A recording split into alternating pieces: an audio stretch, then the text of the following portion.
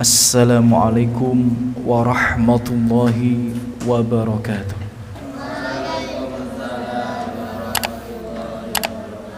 Alhamdulillah. Alhamdulillahilladzi binikmatihi tatimmus shalihat. Segala puji hanya pantas kita panjatkan kepada Allah Jalla Jalaluh, karena atas rahmat dan limpahan nikmat dari Allah semua kenikmatan itu bisa menjadi sempurna, dan juga atas rahmat dan limpahan nikmat dari Allah semua kebaikan itu dapat terlaksana. Dan ikhwati fillah rahimani wa rahimakumullah, tidak lupa kami mengajak agar kita senantiasa bersolawat kepada manusia terbaik, makhluk yang paling mulia, seseorang yang akan membukakan pintu surga untuk kita. Dia yang mengingat kita di hari kiamat, di saat semua yang mengaku cinta kepada kita lalai dan pergi meninggalkan kita, yakni Muhammad bin Abdullah alaihi salatu wassalam. Allahumma salli wassalim wa barik ala habibinal mustafa rasulillah Muhammad bin Abdullah wa ala alihi wa ashabihi wa man tabi'ahum bil huda ila yaumil qiyamah, amma ba'd. Ikhwati fillah rahimani wa rahimakumullah, kita melanjutkan kajian kita kitab Al-Qaul Al-Mufid, syarah daripada kitab Tauhid. Ikhwati fillah rahimani wa rahimakumullah, alhamdulillah tidak terasa setelah 3 tahun lebih kita bersama, dari yang saya melihat adik-adik dulu kecil-kecil sekarang sudah lebih besar daripada saya, lebih tinggi daripada Mas Andi juga ini. Ya, padahal 3 tahun yang lalu ini mereka kecil-kecil ya Mas ya. Masya Allah, sekarang udah lebih besar daripada ustadz-ustadznya. Dan alhamdulillah kita masuk bab nomor 2 sebelum akhir. Ya, ini bab nomor 2 sebelum akhir. Ya, setelah ini 1 pertemuan lagi kita khatam kitab Tauhid. Ya, yang disyarah oleh Syekh Muhammad bin Shalih Al-Utsaimin rahimahumullahu ta'ala. Dan kita sampai pada bab ya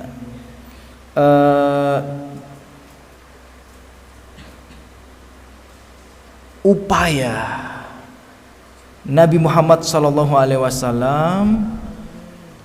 dalam menutup celah kesyirikan. Ya, upaya Nabi Muhammad SAW dalam menutup celah kesyirikan. Jadi saudara-saudariku rahimani wa rahimakumullah, ternyata saking berbahayanya syirik, yang dilarang itu bukan hanya syiriknya, tapi segala sesuatu yang mendekatkan kita kepada kesyirikan itu juga terlarang. Saking berbahayanya, saking dahsyatnya dosa syirik. Sama saking berbahayanya, saking dahsyatnya dosa zina, segala sesuatu yang mendekati zina itu terlarang. Allah berfirman, wala taqrabuz zina. Jangan kalian mendekati zina. Zinanya ya jelas dilarang. Ternyata yang dilarang bukan hanya zinanya, mendekati zina juga terlarang. Jalan berdua bareng yang bukan mahram, pegang-pegangan tangan, sentuh-sentuhan yang bukan mahram, duduk berduaan yang bukan mahram, belai-belaian yang bukan mahram, tertawa bercanda berdua bukan mahram, itu diharamkan. Karena itu adalah segala sesuatu yang mendekatkan kita terhadap perzinahan. Zina saja sesuatu yang mendekatinya itu diharamkan, apalagi syirik yang dosanya jauh lebih besar. Dalilnya mana? Ini dalam kitab Tauhid disebutkan ada sebuah dalil hadis riwayat Abu Dawud. Ya. Apa kata seorang sahabat, perawinya namanya Abdullah bin Shikr, in tolaktu fi wafdi Bani Amir ila Rasulillah sallallahu alaihi wasallam. Nah, jadi ada seorang sahabat namanya Abdullah bin Shikr. Dia itu pernah bersama Bani Amir, ya, suku Bani Amir mendatangi Rasulullah sallallahu alaihi wasallam. Fakulna, maka dia bersama orang-orang suku Bani Amir tadi mengucapkan kepada Rasulullah sallallahu alaihi wasallam, anta sayyiduna, engkau wahai ya Rasulullah, engkau adalah sayyid kami. Sayyid itu artinya apa? Sayyid itu pemimpin yang kami agungkan. Jadi orang kalau ada di sekitar kita, dia itu kita gugu omongane, bahasa Jawanya gitu ya. Kita hormati, kita tinggikan, kita berikan kedudukan yang luar biasa. Itu dipanggil apa? Sayyid. Faqala, respon Rasulullah sallallahu alaihi wasallam, dipanggil Sayyid sama Bani Amir tadi, berkata, as-sayyidu Allah. Yang paling mulia itu siapa? Allah gitu. Wa afdaluna fadlan. Tapi mereka Bani Amir ngotot. Fakulna wa afdaluna fadlan. Naam, iya, yang paling mulia itu Allah, tapi engkau adalah orang yang paling mulia di antara kami, di antara manusia. Wa a'dhamuna taulan, dan engkau ya Rasulullah adalah yang paling diutamakan. Ya, engkau yang paling mulia dan engkau yang paling diutamakan. Faqala, berkata Rasulullah sallallahu alaihi wasallam, qulu biqaulikum au ba'di qaulikum. Kalian itu kalau memanggil, memuliakan seseorang, maka muliakanlah sebagaimana orang-orang di tengah-tengah kalian dimuliakan. Wala yastajriyannakumus syaitan, dan jangan sampai kalian menyimpang dari bisikan-bisikan syaitan. Dari hadis ini para ulama, ikhwati fillah rahimani wa rahimakumullah, Syekh Muhammad bin Abdul Wahhab, Syekh Muhammad bin Shalih Utsaimin, dan ulama yang lainnya menjelaskan bahwa Nabi itu enggak suka disanjung terlalu berlebihan, enggak suka. Ya, yang biasa-biasa aja, yang biasa kalian sebut di antara kaum kalian. Nah, thayyib. Pertanyaannya, apa hubungannya ini dengan kitab tauhid? Kan kalau di kitab Syekh Muhammad bin Shalih Utsaimin kan selalu seperti itu. Apa kaitannya ayat hadis dengan pembahasan tauhid? Kaitannya adalah bahwa Rasulullah itu menutup celah terjadinya kesyirikan. Karena kalau manusia itu memuji terlalu berlebihan, ujung-ujungnya akan jatuh kepada kesyirikan.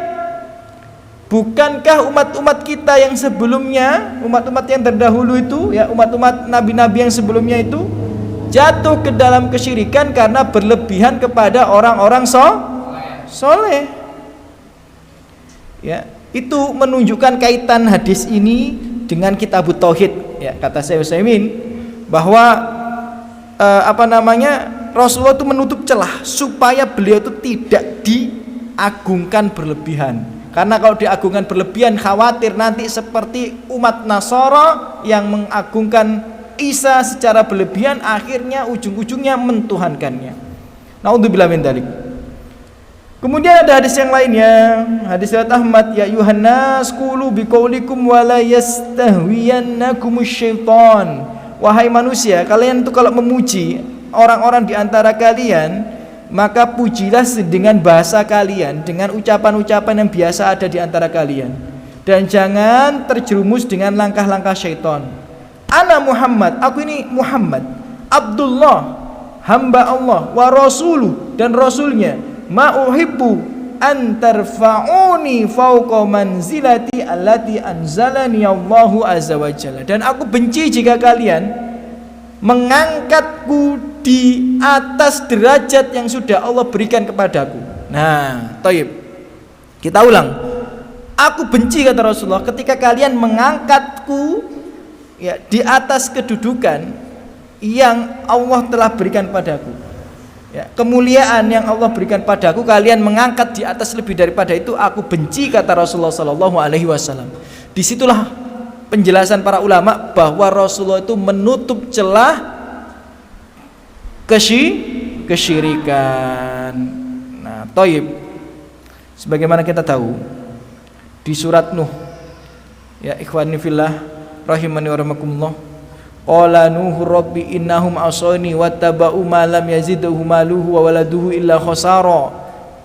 Nuh berkata, ya Rabb, sesungguhnya mereka telah durhaka padaku, mereka mengikuti orang-orang yang harta dan anak-anaknya hanya menambah kerugian bagi mereka, dan mereka melakukan tipu daya yang sangat besar. Wa makaru makran kubara wa qalu la tadrunna alihatakum, dan mereka berkata, janganlah kalian sekali-kali meninggalkan Tuhan-Tuhan kalian. Wala tadarunna, janganlah kalian tinggalkan wadda, Tuhan yang lainnya, suwa'a, Tuhan yang lainnya yaguth, Tuhan yang lainnya ya'uq, dan Tuhan yang lainnya nasra. Wa qad adallu katsira, dan sungguh mereka telah menyesatkan orang yang banyak. Wala tajidid dhalimina illa dhalala, dan tidaklah kezaliman bagi orang zalim itu kecuali menambah kesesatan mereka.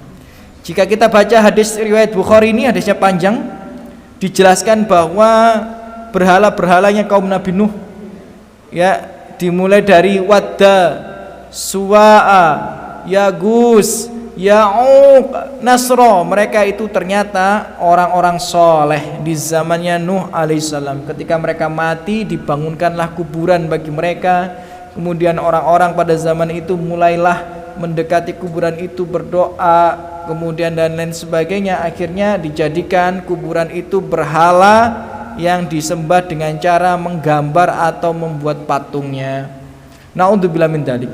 Jadi saudara-saudariku rahimani wa rahimakumullah, disitulah akhirnya di pembahasan sebelumnya kita bahas bahwa dilarang membuat patung, dilarang memajang patung dan memajang gambar-gambar yang ada di ruang tamu, karena itu bisa menjadi perantara daripada kesyirikan. Baik. Pertanyaannya, Ustadz, tadi Rasulullah itu nggak suka dipanggil Sayyid. Apakah memanggil Sayyid itu haram? Misal Rasulullah kita memanggil Allahumma sholli ala Sayyidina Muhammad, haram apa tidak? Nah, itu ada penjelasan yang lebih rinci. Jadi memanggil Rasulullah Sayyid itu haram jika dikhawatirkan terjadi kesyirikan. Jika tidak dikhawatirkan terjadi kesyirikan, nggak mengapa, karena ada hadis riwayat Muslim. Rasulullah bersabda, anna sayyidu waladi Adam, aku itu sayyidnya, pemimpinnya anak Adam, yaumal qiyamah, pada hari kiamat. Wa awwalu man yang syaku anhu al-qabr, dan sayalah yang pertama kali kuburannya itu dibelah. Maksudnya apa? Jadi Rasulullah itu yang pertama kali dibangkitkan, dan Rasulullah itu adalah pemimpinnya anak-anak Adam. Itu menunjukkan sebenarnya memanggil Rasulullah dengan sebutan Sayyid itu nggak apa-apa. Cuma akan berubah menjadi terlarang kalau memang di negara itu, di daerah itu nggak pernah ada yang manggil Sayyid, nggak pernah yang ada yang manggil Sayyid, kemudian tiba-tiba manggil Rasulullah SAW dengan ucapan Sayyid, ini bermasalah. Ya, jadi yang benar adalah menghindari Ya, hal itu ya apabila dikhawatirkan terjadi pengkultusan yang berlebihan. Tapi jika tidak, ya nggak apa-apa. Ya, kami sendiri biasa menggunakan sayyid, ya Allahumma sholli ala sayyidina Muhammad, nggak ada masalah selama nggak dikhawatirkan adanya kesyirikan. Kecuali di seluruh kota nggak ada yang pakai sayyid, kita sendiri pakai sayyid, maka itu kata para ulama diharamkan lewat hadis yang tadi. Ya, tapi kalau sudah umum, ya maka tidak mengapa. Taib, itu sayyid.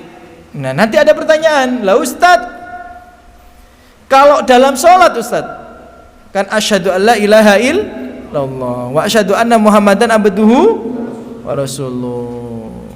Kemudian Allahumma sholli ala. Nah, ini dia. Ya, untuk ucapan sayyidina di luar sholat ya sah-sah saja. Tapi untuk ucapan sayyidina di dalam sholat maka butuh dalil. Karena tidak boleh kita mengucapkan bacaan sholat kecuali ada dalilnya. Nah, sedangkan dalil ucapan sayyid itu ya tidak ada dalam sholawat, baik pada tasyahud awal, tasyahud akhir, sama saja tidak ada. Ya, yang benar itu nggak pakai sayyid. Jadi yang selama ini masih pakai sayyid, dia telah jatuh pada perkara bid'ah. Bukan masalah syirik, tapi jatuh pada perkara bid'ah.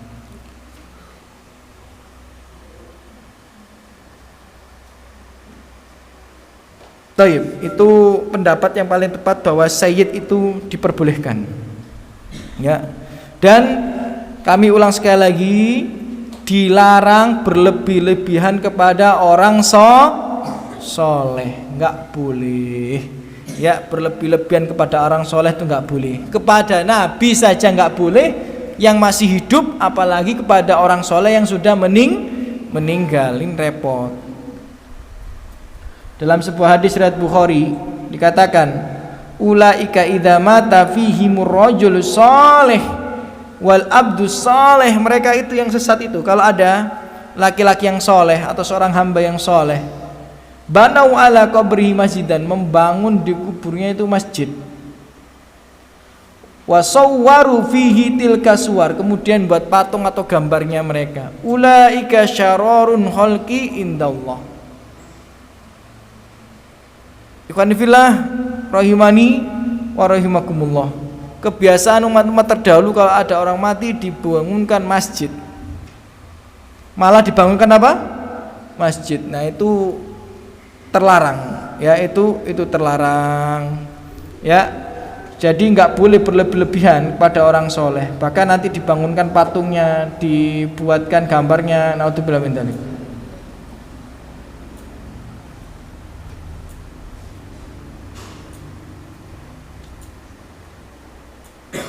Dan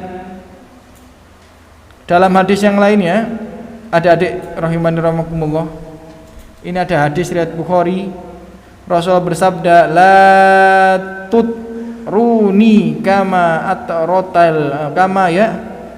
atratin nasara ibnu Maryam, fa inna ma ana abduhu faqulu abdullahi wa rasuluh. Janganlah kalian berlebih-lebihan kepadaku. Ya, jangan kalian berlebih-lebihan padaku sebagaimana orang Nasoro berlebih-lebihan kepada Isa ibnu Maryam. Sebagaimana orang-orang Nasoro berlebihan kepada kepada Isa ibnu Maryam. Fa inna ma ana abdu, sesungguhnya aku ini cuma hamba Allah. Faqulu Abdullah wa rasuluh, maka ucapkanlah aku, berikanlah pujian padaku ya Abdullah wa rasuluh, hamba Allah dan utusannya. Jadi ikhwani fillah, ikhwati fillah rahimani wa rahimakumullah. Ya, sebenarnya ucapan sayyid itu boleh, tapi kalau dikhawatirkan akan terjadi penyimpangan, jadi berubah tidak boleh.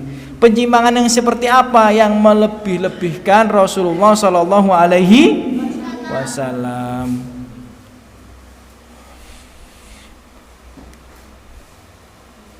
Jadi ikhwati fillah rahimani wa rahimakumullah.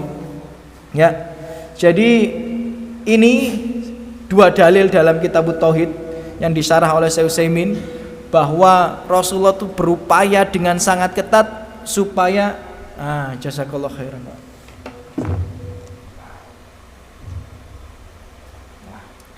Saya izin minum dulu ya.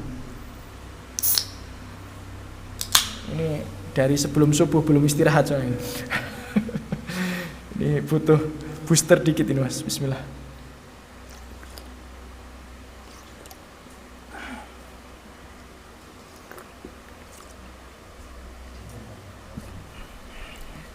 Nah, kayaknya udah semangat ini Mas. Ya, bismillah. Jazakallahu khair. Nah, tinggal adik-adiknya nih, ini semangat apa enggak ini? Ya. Baik. Adik-adikku sekalian, rahimani wa rahimakumullah. Kita sampai pada larangan berlebih-lebihan, gulu. Jika gulu kepada nabi aja enggak boleh, apalagi kepada orang-orang soleh. Gitu. Nah, sekali minum langsung terisi Mas, masya Allah ya. Alhamdulillah ya. Jadi kalau kepada nabi aja nggak boleh, gimana kepada orang-orang yang soleh?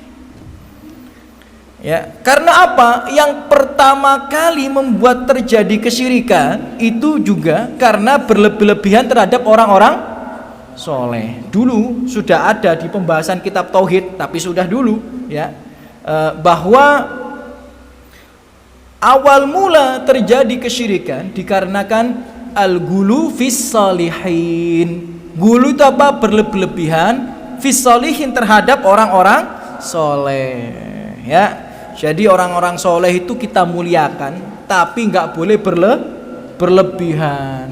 Bekas minumnya ustadz nggak usah dikejar-kejar. Ngapain? Kalau ustadznya kena TBC ya, kalau ustadznya kena hepatitis ya, nanti satu pondok pesantren kena hepatitis semua ini ya. Pernah itu teman saya itu ada pondok pesantren di Bekasi ya, jadi anak-anak juga harus hati-hati ya. Itu teman itu pernah satu pondok, satu angkatan di Bekasi kena hepatitis. Kenapa? Karena tempat air minumnya cuma satu, dibuat satu angkatan Mas ya, jadi habis dibuat satu angkatan, akhirnya satu angkatan kena hepatitis gara-gara satu anak yang positif hepatitis. Hepatitis itu apa? Penyakit di hati ya. Jadi gara-gara satu orang kena hepatitis, pakai satu gelas dipakai satu angkatan diliburkan katanya sama teman saya. Saya pernah mondok libur 1 bulan. Loh, kok bisa? Iya, satu angkatan kena hepatitis katanya ya. Jadi jangan berlebihan ya, karena yang membuat orang pertama kali jatuh kepada kesyirikan itu adalah berlebih-lebihan. Maka berlebih-lebihan dalam sanjungan, dalam apapun itu dilarang. Nah, itu penjelasan singkat dari Syekh Muhammad bin Shalih Al-Utsaimin ya. Tapi tentu saja nggak perlu kita, karena Syekh Muhammad bin Shalih Al-Utsaimin di sini tuh bahas masalah bahasa juga, bahas masalah syair juga ya. Jadi yang bahasa dan syair nggak perlu kita bahas, kita cukup baca dalil yang disampaikan oleh Syekh Muhammad bin Shalih Al-Utsaimin tadi. Saya tambah ini. Nah, yang saya tambah di sini adalah penjelasan di tengah masyarakat kita ya, yang faktanya sebagian masyarakat kita itu berlebih-lebihan kepada Rasulullah Shallallahu Alaihi Wasallam. Kita semua cinta pada Rasulullah, kita semua ingin bersolawat kepada Rasulullah Shallallahu Alaihi Wasallam dan berusaha untuk perbanyak solawat, tapi tidak boleh berlebihan. Ya, bahkan dalam surat Al-Ahzab, innallaha wa malaikatahu yusholluna 'alan nabi ya ayyuhalladzina amanu shollu. Allah dan malaikatnya aja bersolawat kepada Nabi, maka kita orang-orang yang beriman hendaknya memperbanyak solawat juga kepada Rasulullah. Solawat itu pujian, solawat itu doa, solawat itu harapan kepada Rasulullah SAW. Pertanyaannya, apakah solawat kita dibenarkan atau tidak? Nah, repotnya apabila solawat itu menyelisihi syariat. Contoh solawat yang menyelisihi syariat itu apa? Solawat nariyah. Solawat nariyah itu menyelisih syariat. Sebagaimana yang sering kita dengar, Allahumma sholli sholatan kamilatan wasallim salaman taman ala sayyidina Muhammad dinilladi. Bahkan sebagian di antara kita hafal.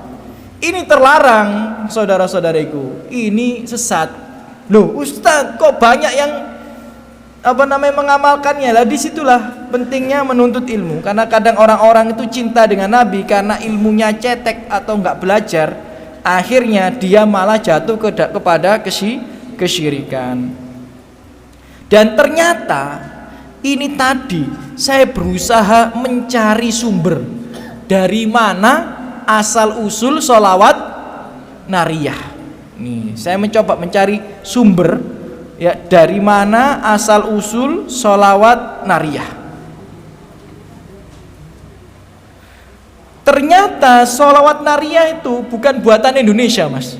Nah, ini saya tadi coba googling, Mas. Ternyata sholawat nariyah itu ya, dari ini ya, dari artikel yang saya dapatkan itu berasal dari Maroko. Dari mana? Maroko. Dan yang membuat asal usul sholawat nariyah ini adalah sekelompok tarekat ya. Kalau kita kan ada tarekot itu ya. Nama tarekotnya itu As-Sanusiyah. Apa? Nah, kalau di Indonesia ini biasanya terkenal tarekot Naksabandiyah gitu ya. Tarekot Naksabandiyah, Sidikiyah, macam-macam ya. Nah, kalau di Maroko ada tarekot namanya As-Sanusiyah ya, As-Sanusiyah. Ini ada artikel ini yang menjelaskan asal usul salat nariyah. Uniknya, lucunya, ternyata mereka yang tarekat As-Sanusiyah ini mengatakan sholawat nariyah itu adalah sholawat yang disusun oleh sahabatnya Nabi. Wah, ini repot ini ya. Jadi yang buat itu siapa katanya? Sahabatnya Nabi. Namanya Syekh Nariyah. Nah, jadi kenapa sholawat nariyah? Karena dinisbatkan kepada Syekh yang namanya Nariyah. Ya, jadi kalau seandainya bikin sholawat Mas Andili ya mungkin sholawat Andiliyah gitu ya, ya sholawat Andiliyah gitu ya. Jadi dinisbatkan kepada pengarang sholawatnya. Dan uniknya katanya ini saya cuma baca artikel di Maroko itu. Ternyata di sini dikatakan suatu malam Syekh Nariyah itu membaca sholawatnya sebanyak 4.444 kali. Loh, ini loh saya baru hari ini saya ngeh, Mas Andi. Ternyata apa? Saya dulu punya murid yang belajar di Mojokerto. Itu setiap hari Jumat apa, Mas Andi? Disuruh baca sholawat nariyah 4.444 kali. Tak pikir itu ngarang. Ternyata ada sumbernya gitu loh. Aku baru sadar, oh ternyata ada sumbernya. Tak pikir ngarang itu kiainya dulu itu. Ternyata ada sumbernya. Cuma sumbernya itu adalah tarekot As-Sanusiyah dari mana? Maroko. Tak pikir dulu kiai ini ngarang. Ternyata ada sumbernya.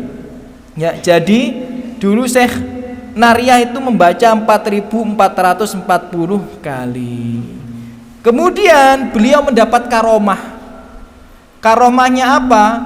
Ketika duduk sama Rasulullah bilang, engkau akan menjadi sahabatku di surga, akan masuk di surga bareng aku. Nabi itu yang pertama kali masuk surga siapa? Rasulullah. Nah, jadi nanti Syekh Nariyah ini gara-gara ngamalin ini 4.444 kali masuk surga setelah Nabi Muhammad SAW.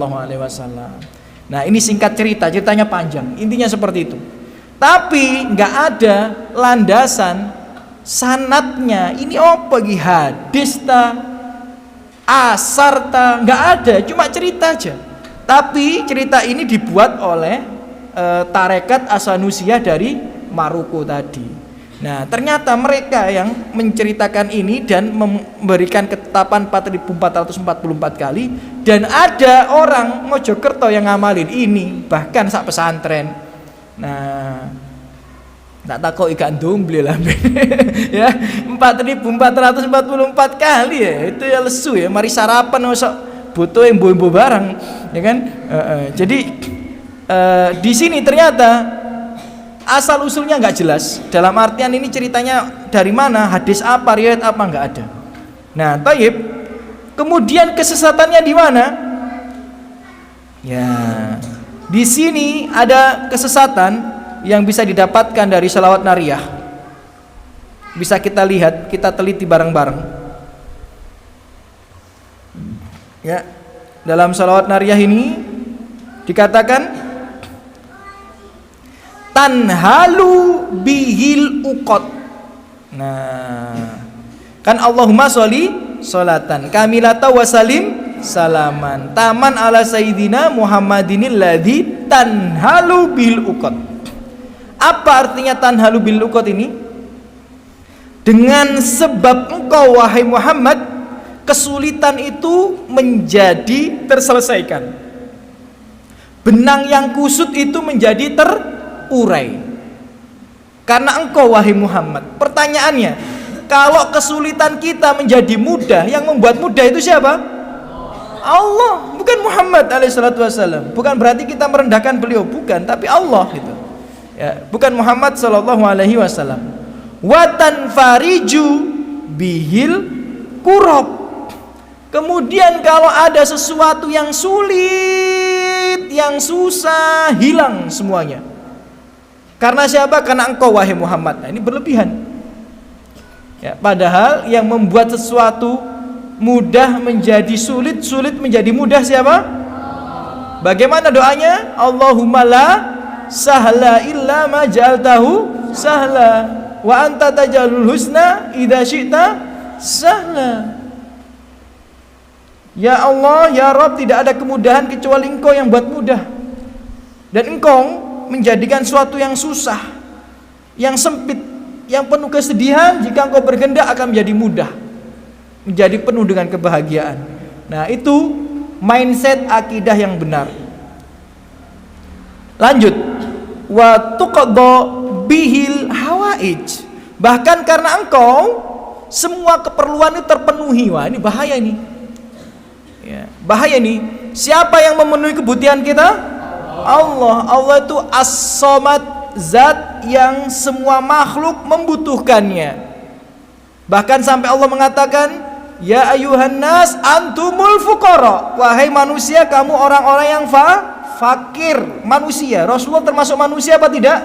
Manusia. Jadi semua manusia itu fakir, penuh kebutuhan. Fuqara ilallah, dan kalian butuh terhadap Allah. Ya. Wa tanalu bihi raghaib. Dan semua yang didambakan berupa wa husnul khawatim, husnul khotimah itu terpenuhi. Jadi kita mati mendapati husnul khotimah itu karena Rasulullah, katanya sholawatnya. Nah, padahal yang menentukan orang mati baik dan mati buruk itu Allah. Wa yustasqal gomamu, bahkan karena engkau hujan itu turun. Padahal Allah berfirman wa yunazzilu minas samaa'i ma, dan sesungguhnya Allah yang menurunkan air dari langit, bukan Rasulullah. Nah, ini repot ini. Biwajhihil karim, bahkan karena wajahmu langit itu turun hujan. Naudzubillah min dzalik. Ya, jadi di situ banyak orang-orang yang jatuh ke dalam kesyirikan karena berlebihan dalam mengagungkan orang-orang soleh gitu ya. Bayangkan bagaimana kalau kita umroh, kita dapati ya selalu ada penjaga di makam Rasulullah sallallahu alaihi wasallam agar supaya orang yang umroh tidak berlebihan ke kuburan Rasulullah sallallahu alaihi wasallam.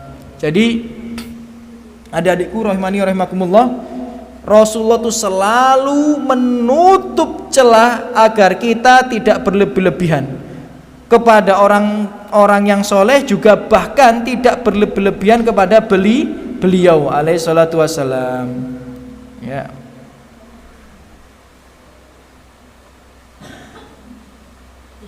Taib. Kemudian ikhwati fillah rahimani wa rahimakumullah, ya,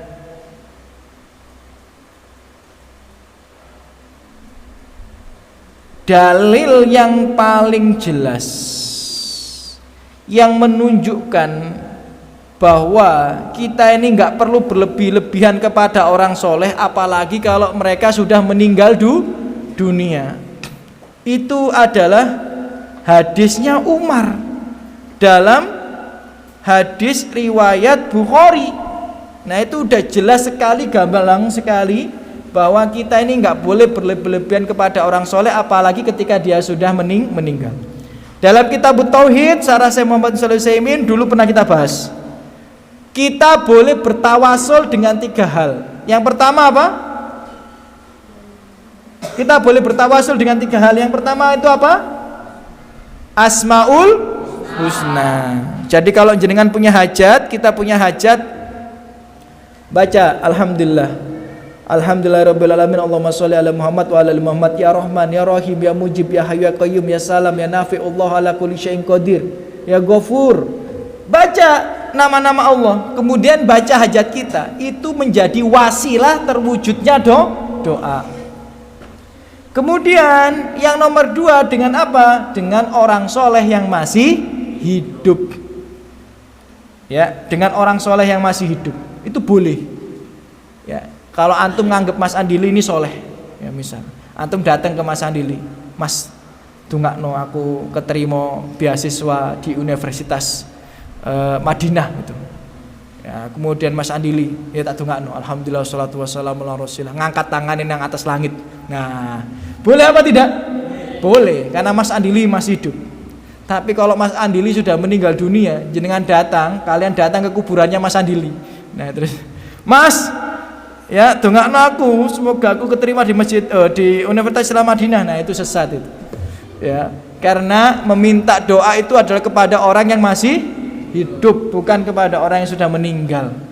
Ya, baru yang nomor 3 adalah dengan amal soleh.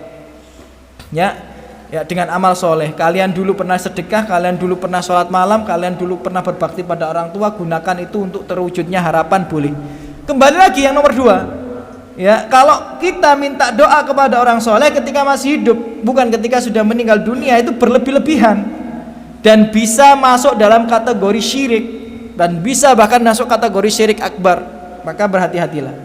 Ya, misal dalam hadis Bukhari tadi, hadisnya Umar, anna Umar bin Khattab radhiyallahu anhu kana ida qahatu istasqa bil Abbasi bin Abdul Muttalib. Nah, jadi dulu ketika era kepemimpinan Khalifah Umar bin Khattab radhiyallahu anhu, ketika terjadi paceklik, maka Umar bin Khattab mengutus para sahabat untuk berkumpul di sebuah masjid untuk sholat istisqa. Makanya nanti akan kita dapati kalau kita umroh, Masjid Umar, Masjid Ali, Masjid Abu Bakar, Masjid Utsman. Maksudnya apa? Itu masjid tempat mereka sholat istisqa, tempat mereka sholat Idul Fitri atau Idul Adha. Ya, maka dinamakan masjid atau musola. Nah, apa yang terjadi ketika Umar bin Khattab mengumpulkan orang-orang untuk mau melaksanakan sholat istisqa? Ya, maka Umar bin Khattab faqal, berkata dengan mengangkat tangannya, Allahumma inna kunna natawassal ilaika binabiyina fastaqina au fataskina. Artinya apa? Ya Allah, ya Tuhan kami, dulu kami itu bertawasul dengan nabimu. Ketika terjadi paceklik, maka engkau turunkan hujan. Wa inna, dan kami sekarang natawassal ilaika bi ammi nabina faskina. Sekarang Nabi Muhammad SAW sudah meninggal, yang ada pamannya, maka kami bertawasul dengan paman nabimu, maka turunkanlah hujan untuk kami. Tidak lama setelah itu turunlah hujan. Ya, itu menunjukkan bahwa Umar bin Khattab, ya, selepas Rasulullah meninggal dunia malah lebih milih minta tawasul ke pamannya Nabi daripada Nabi Muhammad SAW. Padahal Nabi itu kuburannya dengan masjidnya Umar itu deket, jalan kaki dikit sampai. Seandainya kuburannya Nabi itu penuh bekah, ya bisa minta doa, Umar itu akan paling pertama mendatangi kuburan Rasulullah dan berdoa, minta kepada Rasul. Tapi enggak. Bahkan ketika Rasulullah SAW meninggal, Umar malah mintanya ke pamannya Rasulullah yang masih hidup. Sedangkan Rasulullah sudah meninggal, tidak minta lagi. Nah, di sini ikhwati fillah, Bapak Ibu rahimani wa rahimakumullah. Bahkan dalam riwayat yang lainnya dikatakan, wahai Abbas, kum, berdirilah, ya, tsumma du'u, kemudian berdoalah kepada Allah. Ya, di dalam riwayat yang lainnya Abbasnya yang berdoa dan turunlah hujan. Ya, Abbas yang berdoa dan turunlah hujan.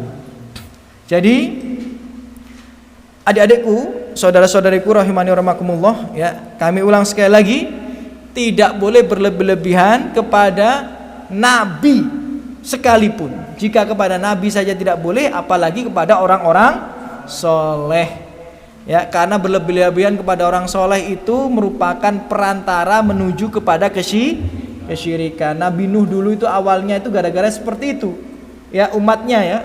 Kenapa kok Nabi Nuh nabi yang pertama kali mendakwahkan tauhid? Karena sebelum Nabi Nuh, dalam hadis riwayat Bukhari, belum ada kesyirikan. Di zamannya Nabi Nuh terdapat kesyirikan. Apa yang terjadi tadi itu? Ya, Wadda, Suwa dan lain sebagainya. Mereka itu adalah orang-orang soleh di zamannya Nabi Nuh yang mati, kemudian dibuatkan patung dan lukisannya di kuburan. Kemudian orang-orang mulai berdoa di kuburan, bukan minta kepada orang soleh tapi minta kepada Allah. Lama kelamaan datanglah generasi yang lebih bodoh di antara mereka. Kemudian generasi itu meminta kepada mereka secara langsung kepada orang-orang yang sudah mati, itu bukan kepada Allah. Dan ini termasuk, ya, penyimpangan yang sangat besar, bisa masuk dalam kategori syirik akbar. Jadi jangan pernah berlebihan kepada orang-orang soleh.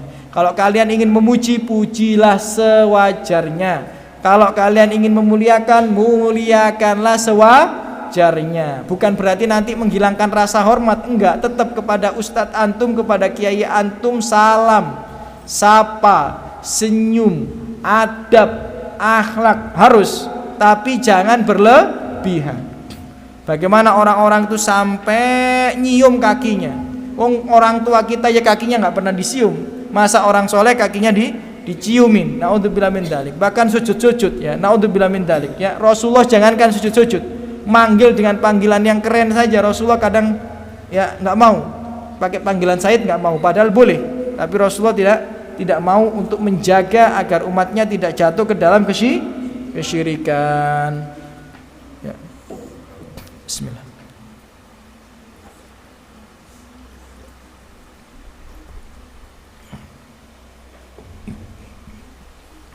Ya, jadi kami ulang sekali lagi, berhati-hatilah dalam berlebihan terhadap orang soleh. Dan adik-adikku rahimani wa rahimakumullah, ya, pernah juga ada dalam sebuah hadis dikatakan ada seorang sahabat, ya, yakni Badui. Badui itu artinya apa? Orang yang tinggal di pedalaman. Kemudian ketika dia mendatangi Rasulullah SAW, ya kan, dia benar-benar bergantung pada Rasulullah SAW. Wahai Rasulullah, kami orang yang kehabisan tenaga, anak-anak istri kami kelaparan, benda kami musnah dan semuanya. Maka kami kayak seolah-olah tawakal pada Rasulullah, ya, kami ini pasrah kepadamu ya Rasulullah, bantulah kami. Apa kata Rasulullah SAW? Waihak, atadri matakul, celakalah kalian, apakah kalian tahu apa yang kalian ucapkan? Nah, kemudian waihak itu artinya celakalah kamu. celakalah kamu, sampai Rasulullah mengulang berkali-kali dalam riwayat ini. Innahu la yustashfa'u billahi ala ahadin min khalqihi. Asal kalian tahu, jangan sesekali kalian itu terlalu pasrah dalam syafaat seorang hamba kepada Tuhannya. Padahal ini yang diminta doa siapa? Rasulullah. Padahal Rasulullah kalau berdoa kan mustajab, wajar apa tidak? Wajar. Tapi Rasulullah benci kalau ada seorang muslim yang tawakalnya berlebihan kepada orang soleh, kepada Nabi, gitu ya. Insya'nallahi a'dham min dalik. Sesungguhnya kedudukan Allah itu lebih agung daripada itu. Maksudnya apa? Kalau doa kepada siapa? Allah, gitu loh. Jadi terkadang kita itu mendewakan dalam tanda kutip orang-orang soleh, mendewakan orang-orang itu terlalu berlebihan, ya, di luar kedudukannya, sampai wali bisa terbang terus percaya. Gimana ini? Kalau wali bisa terbang, yang dapat hadiah Nobel bukan Habibie, gitu. Ya, nggak usah kuliah di Jerman ya untuk susah-susah ya dapat hadiah Nobel, gitu ya. Nggak usah kuliah di Jerman untuk susah-susah dapat hak paten daripada pesawat. Tinggal dikirai dadi wali miber dhewe. Naudzubillah min dzalik. Ya, jadi jangan berlebihan mengkultuskan orang-orang soleh. Nabi saja yang paling berhak untuk dikultuskan masih berhati-hati kalau ada sahabatnya yang berlebihan. Ya, masih berhati-hati kalau melihat ada sahabatnya yang berlebihan. Jadi adik-adikku ya, ikhwani fillah, ikhwati fillah, rahimani wa rahimakumullah, sekali lagi tutuplah celah menuju kesyirikan. Apapun itu bentuknya. Contoh, percaya pada ramalan itu syirik apa tidak? Syirik. Maka daripada itu jangan kalian coba baca-baca ramalan bintang. Karena kalau kalian baca ramalan bintang, walaupun itu kepo awal mulanya, tapi nanti bisa jadi percaya dikit bisa jatuh ke dalam kesyirikan. Man ata arrofan au kahinan fasodakahu, ya, faqad kafaro bima unzila ala Muhammad, atau fasodakahu bima yakul dalam riwayat. Siapa yang datang ke peramal, siapa datang ke dukun kemudian membenarkan apa yang ia ucapkan, dia telah kafir. Ya, datang ke dukun membenarkan, maka dihukumi kafir atas apa yang diturunkan kepada Muhammad, yakni Al-Qur'an. Saking bahayanya dosa syirik sampai perantara kepada kesyirikan, ya diharamkan. Contoh apa? Orang datang ke dukun, tanya tapi nggak percaya. Padahal yang dianggap syirik itu kalau dia percaya.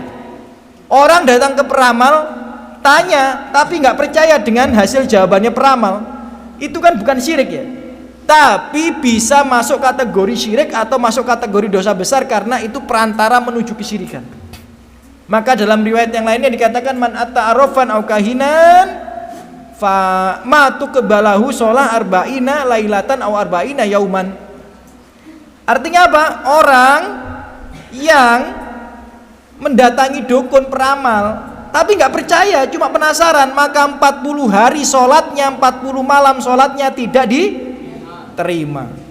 Ayo, siapa yang kemarin pernah cek kodam? Nah, iseng-iseng cek kodam karena penasaran. Nah, walaupun nggak membenarkan, itu bisa 40 hari sholatnya tidak diterima. Penasaran doang, kodamku apa ya? Gitu ya. Macan kah? Ya, apa namanya? Ular kah? Gitu ya. Apakah gitu ya? Itu penasaran. Nah, itu bisa 40 hari sholatnya tidak diterima. Apalagi kalau membenarkan, bisa jatuh ke dalam kesyirikan. Jadi seperti itu. Terkadang Allah itu mengharamkan sesuatu yang bisa mengantarkan orang kepada sesuatu yang diharamkan. Maka daripada itu, biasanya terkenal dalam syariat itu usul fikih namanya saddud dari'ah. Saddud dari'ah itu mengharamkan sesuatu yang sesuatu itu sebenarnya hukum asalnya itu mubah atau syubhat, tapi kalau dikerjakan bisa jatuh pada yang diharamkan. Contoh gini, batas tanah antara si A dan si B. Ada batas tanahnya. Kemudian si A punya kambing. Harusnya namanya batas tanah itu kalau ditumbuhi tanaman, pasti namanya batas tanah itu kadang sebagian miliknya si A, kadang sebagian miliknya si B. Bisa jadi itu miliknya si A, tapi bisa jadi itu miliknya si B. Namanya saddud dari A itu ya, menghalangi seseorang jatuh pada yang diharamkan, ya, mencegah. Itu dia, ya kan? Itu dia tidak mau mengizinkan kambingnya makan di batas tanah itu. Karena kalau kambingnya makan di batas tanah itu nanti bisa jatuh pada yang diharamkan. Bisa kemungkinan mengkonsumsi hak orang lain. Maka itu namanya saddud dari A. Terkadang kita ini menghindari yang syubhat, menghindari yang ragu-ragu atau yang mubah agar tidak jatuh dalam perkara yang haram. Tapi sebagian yang lainnya justru mendekatinya saja itu sudah haram, bukan syubhat tapi sudah benar-benar haram. Ya. Dan diantaranya adalah berlebih-lebihan kepada Rasulullah. Rasulullah sudah meninggal, jangan berlebih-lebihan kepadanya. Ya, yang berlebih-lebihan kepada para sahabat juga sedemikian. Maka kalau umroh banyak orang tuh sampai gosok-gosok badannya di pintu di pintu kuburannya Rasulullah SAW, maka itu tidak diperkenankan. Karena Umar bin Khattab saja ketika paceklik bukan minta ke kuburannya Nabi, tapi minta kepada pamannya Nabi yang masih hidup. Ya, tidak terasa 50 menit kita bersama. Dan memang ini pembahasannya tidak bisa kita lanjutkan karena nanggung. Kalau kita lanjutkan ini pembahasannya sudah sangat berbeda. Ya, ini tentang keagungan dan kekuasaannya Allah Azza wa Jalla, beda banget dengan pembahasan perantara menuju kesyirikan. Dan ini adalah pembahasan terakhir insyaallah di Kitabut Tauhid yang disyarah oleh Syekh Muhammad bin Shalih Utsaimin. Jadi itu ya adik-adikku rahimakumullah. Kesimpulan dari pertemuan kita, ya, kajian kita pada sore hari ini adalah hindari sesuatu apapun yang bisa mengantarkan kita kepada kesyirikan. Contoh datang ke kuburan-kuburan keramat wali, nah hindari saja. Mungkin datang ke kuburan itu pertama hukumnya bisa sunnah, tapi kalau dengan datang kita nanti bisa terganggu akidahnya, maka tinggalkan. Ya, maka tinggalkan. Ya, ramalan-ramalan, hurafat-hurafat yang bisa mengganggu mindset akidah kita yang benar itu tinggalkan. Ya, karena semuanya itu bisa mengantarkan kepada kesyirikan. Apapun itu, ya, ramalan bintang, ramalan primbon, ramalan kodam dan lain sebagainya itu bisa jatuh ke dalam kesyirikan. Ya, aku qouli hadza, apabila ada salah kata, sikap dan sebagainya itu sebenarnya murni dari saya pribadi, lebihnya dari taufik Allah Subhanahu wa ta'ala. Alhamdulillah, salatu wassalamu ala rasulillah. Semoga yang hadir di sini balas oleh Allah dengan sebaik-baiknya balasan, diangkat derajatnya, diampuni dosa-dosanya, dilimpahkan rahmat rezekinya, diangkat masalah musibah penyakit yang menimpa dirinya pun keluarganya, dan semoga diberikan taufik, dimudahkan dalam ketaatan, diberikan hidayah terus berada di atas kebenaran, dihadiahkan husnul khotimah dan dikumpulkan di surga Allah Subhanahu wa ta'ala. Amin ya rabbal alamin. Kita tutup dengan doa kafaratul majelis. Subhanakallahumma bihamdika asyhadu an la ilaha illa anta astaghfiruka wa atubu ilaik. Assalamualaikum warahmatullahi wabarakatuh.